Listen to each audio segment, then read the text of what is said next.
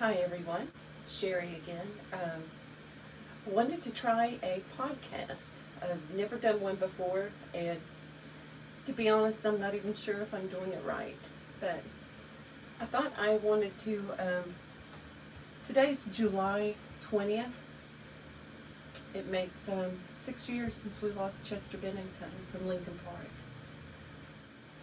Chester touched so many lives, and I don't even know if he realized how many lives that he had. I mean, obviously he knew he had a huge fan base, but it's not always about that to survive, unfortunately. Chester was such a beautiful soul, a beautiful human. I liked following his Twitter account back in the day, and oh gosh, I remember listening to him like every day, listening to Linkin Park. I mean, I was a huge fan. I absolutely loved Linkin Park. It was actually my late boyfriend that got me into Linkin Park, and soon they became my favorite. Chester's voice was just over the top. It was just gorgeous. Still today, I'm going to say the best vocalist, but that's just my opinion. There are other artists I like, and some I like a whole lot. I do have a favorite band now, but we might talk about that in a bit. I mean, it's easy to see the cries for help, especially like if you go back and you watch Chester's very last interview. I considered playing part of it, but I'm not going to because I usually get extremely emotional when I talk about Chester, and I'm going to try not to this time. I know if I do a few reactions, which I actually did one to a live performance, and I've not edited it yet because I kind of broke down before I even started the song, and so I'm still debating if I'm going to finish it and even publish it or not. But it's just I can't explain how Chester touched my life, but he did. He was a very big part of my life. Sadly, I never got to see Linkin Park live, and I'm always going to regret that. But it's partly because of that I actually started going to a few concerts again. So we might talk about that in a bit. But so, just backing up a little bit, early of 2017, I lost my boyfriend, my long-term boyfriend, to cancer. And we did in-home hospice. We lived together, and we've been together about 12 years. And he battled cancer for 3 years. We loved music. You know, we had a lot of the same interests, but music was definitely one of them, and we had a lot of the same tastes as far as bands. And he really got me hooked on some of the bands that I love today still, and Linkin Park being one of them. But I don't really listen to much Linkin Park now, and it's simply because I don't get the same feeling. And I'd be curious to see how it affects you all if you listen to it a lot. How do you feel now compared to how you used to feel when you listened to it? Especially big Linkin Park fans, I'd be curious about that. Even though the songs touched on deep topics, it was still the kind of music that I could put on and sing along with, dance around with, and it really lifted me up, and it picked me up. And today, of course, I can listen to Linkin Park, but I get really sad. So I have to limit it, unfortunately, because I really miss it. Yeah, part of me wished that Linkin Park had continued, but at the same time, I totally respect Mike. I still follow Mike, and I've loved some of the work that he's done. I've caught some of his live streams, and they've been really fun too. I'd be curious to hear how you all dealt after you lost Chester, and you know how if it affected you as strong as it did me. I'm sure I've been sad when other celebrities have passed, but none affected me like Chester Bennington did. he was just a very special human being. And even 6 years later, it still chokes me up a little bit. Well, I'm trying to get through it. Usually I cry, like I said, but I'm going to try just to, trying to keep everything a little bit more upbeat. So it's going to be hard to do when we're talking about Chester, but I don't even think I could, backing up to what I said about how you handled it, or for that matter, any celebrity that you've lost that you felt connected to. I know there were some big Chris Cornell fans out there too, which, of course we know that greatly affected Chester too, and I think obviously played a big role. So today would be Chris Cornell's birthday too, and I am thinking about his family as well. I know it's a difficult time. It is a difficult time for Chester's family too. For me, I really struggled listening to music, but a lot of that had to do with losing my boyfriend too. The February of 2017, and we lost Chester the same year, July 20th. But it was really difficult time to listen to music because everything reminded me of my boyfriend, if that makes sense. And even songs that we didn't particularly like, maybe even made fun of. Nothing Linkin Park, by the way, just silly songs, it would still bring back memories of my boyfriend and just be difficult to listen to. I was super excited for new music. I thought maybe that would be what I needed because I've always been a person that had music in my life every single day. And then to take that out of my life, I was definitely missing something. And but when it just depresses you, it's really hard to listen to it. It's hard to listen to something that you depended on to lift you up, and now it just makes you sad. So I thought maybe some new music, and that's when Linkin Park came out with One More Light. So I was super excited about new music, and wow, this album hit me so hard. One thing that I do want to talk about, I don't want to talk about too much negative stuff, but one thing that really bugged me so much was some of the so-called fans, because I'm not going to call you a fan if you put down One More Light when it came out, and there were some people out there. I particularly remember somebody saying, that's not Linkin Park, that's just the Chester Show. And I think it was comments like that really didn't help Chester either. And, I don't like the fake fans. If you're a fan, then be a fan. Appreciate everything the artist does. Whether you like it or not, you can appreciate the work and the effort that they put into it. It's as simple as that. Don't,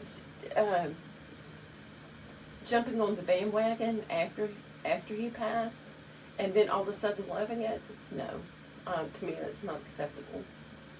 You have to show the appreciation then.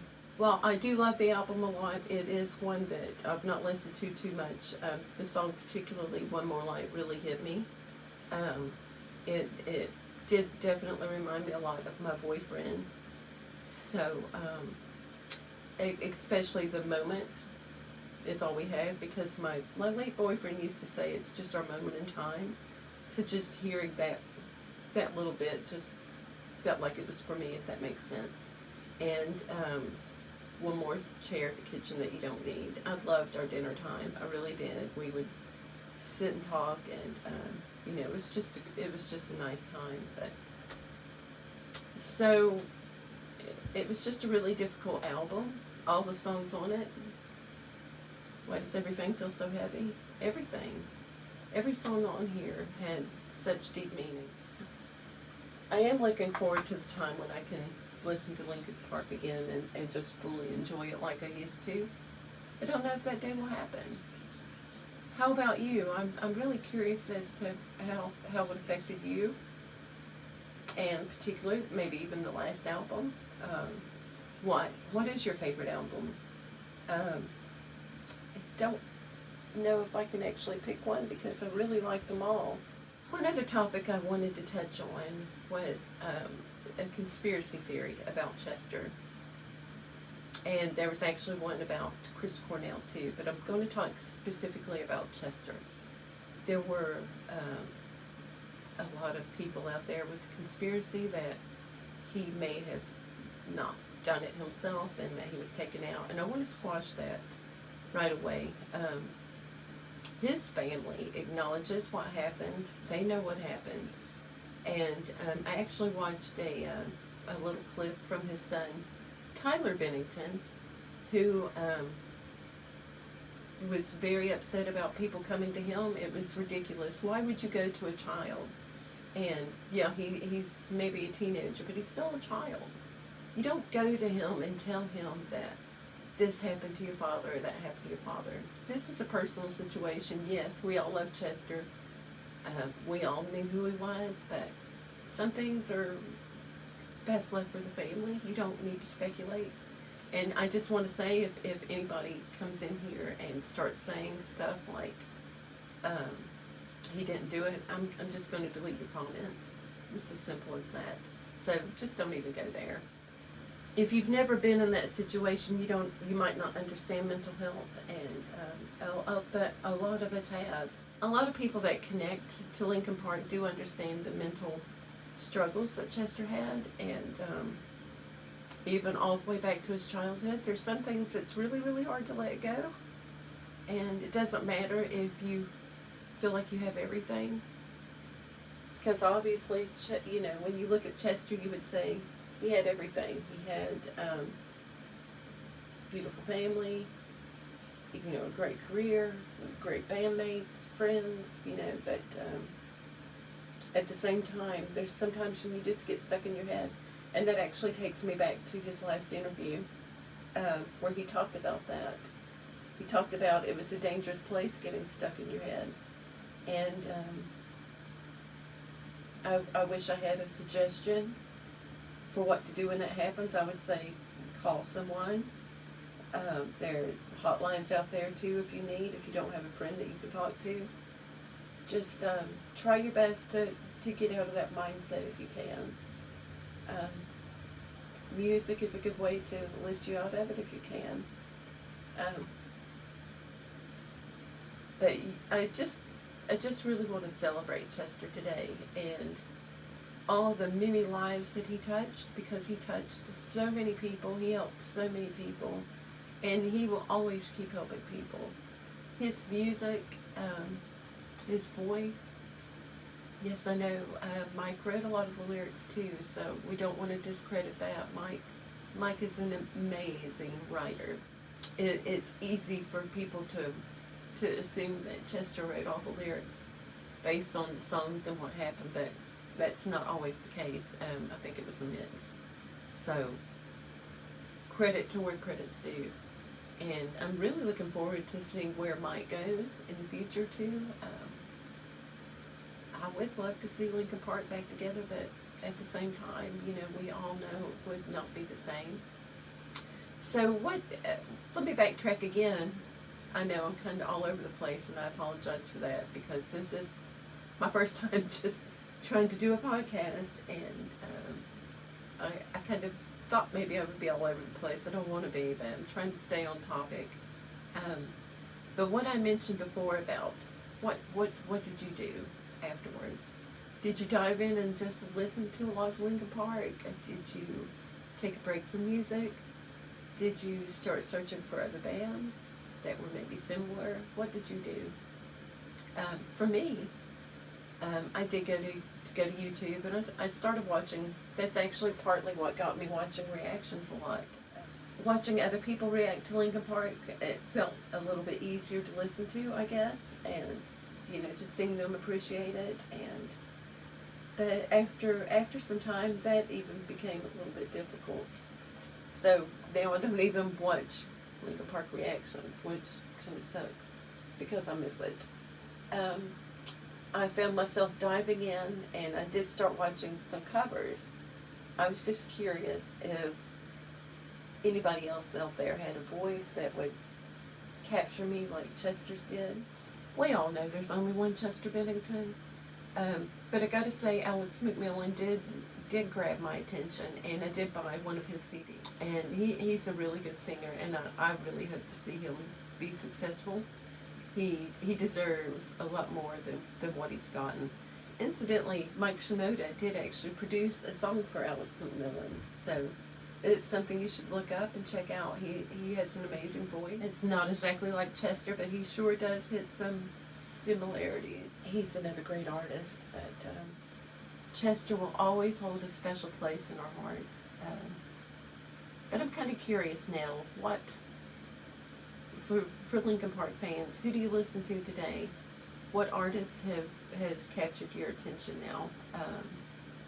For me, I listened to a lot of Imagine Dragons at the time, and I was also getting into 21 Pilots, and kind of looking around, I guess it's kind of obvious who my favorite band is now, and that is 21 Pilots.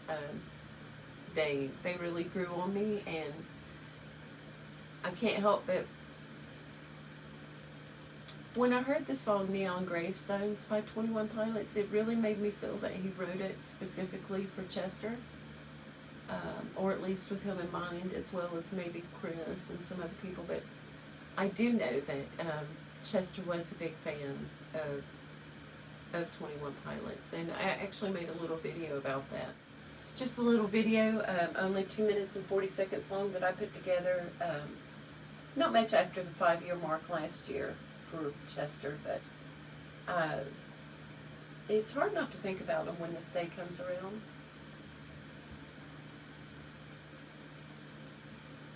So let's just watch this.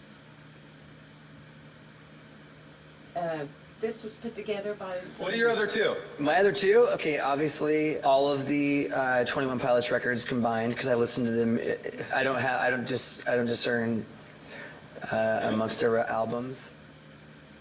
These were just some tweets that I found that Chester had made, and comments he replied back to.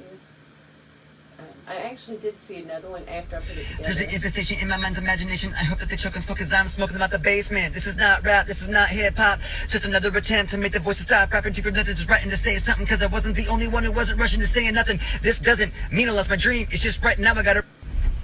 Now I didn't understand nothing you said. If I didn't know better, I guess you were all already dead. Mindless zombies walking around with a limp and a hunch, saying stuff like, you only live once. You've got one time to figure it out, one time to twist and one time to shout, one time to think, and I say we start now. Sing it with me if you know what I'm talking about. Gangsters don't cry, therefore I'm Mr. Misty-Eyed, therefore I'm... Can you save my heavy dirty soul? That was the song Heavy Dirty Soul by 21 Pilots that Chester was singing. This is the judge. Oh, you're the judge. Oh no, set me free. Oh no, Oh, Mr. Chester. you're the judge. Oh no, set me free. Oh no, I know my soul's freezing, held high for good reason. So please take me. His voice was really pretty in that song. I wish they could have played. I love 21 Pilots. We went to their concert.